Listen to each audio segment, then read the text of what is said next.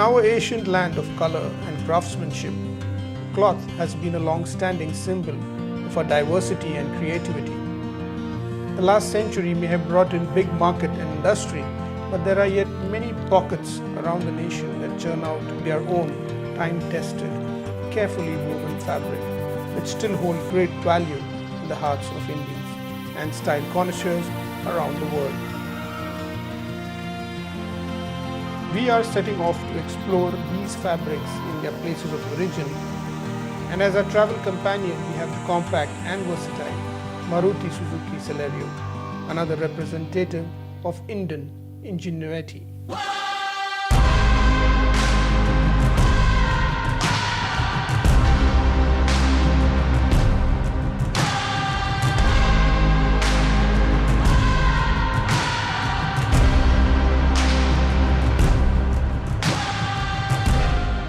In this episode of Fabric of India, I am driving this Maruti Suzuki Celerio all the way to Madhya Pradesh to observe a centuries-old fabric weaving tradition that has evolved, adapted, and survived thanks to its uniqueness and also thanks to the patronage of its founding family.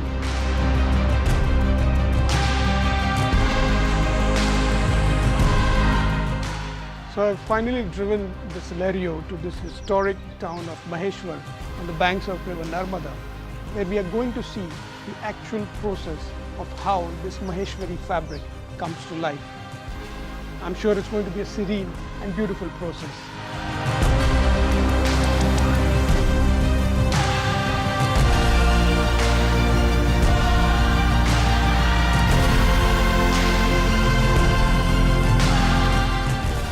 Maheshwari sarees have evolved from pure cotton sarees known as Indori sarees to Garh Reshmis with a blend of 50% silk and 50% cotton, now popularly known as Neem Reshmis.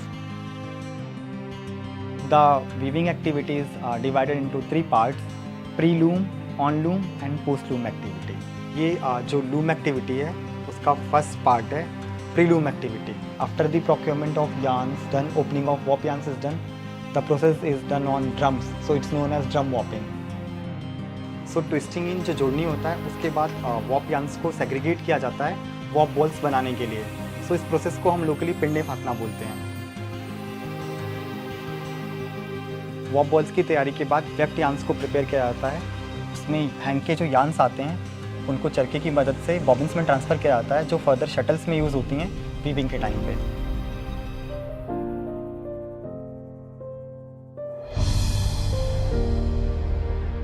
So when we start for a new warp, so the main part is design setting. So the designs are derived and drawn on a graph sheet, and that part is known as lattice. So the designs are pinned with the wooden hammer and pins on a lattice, and then according to the designs, the chutney is done on the borders.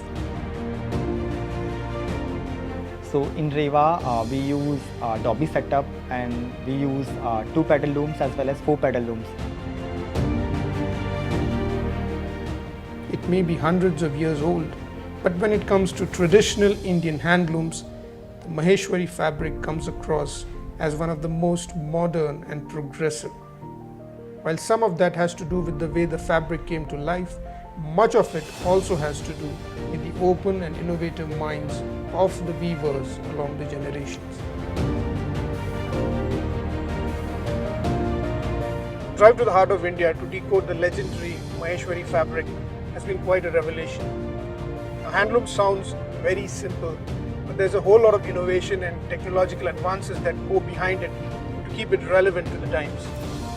So what started as a movement to give masses a source of livelihood for their income, it has now grown into a work of art.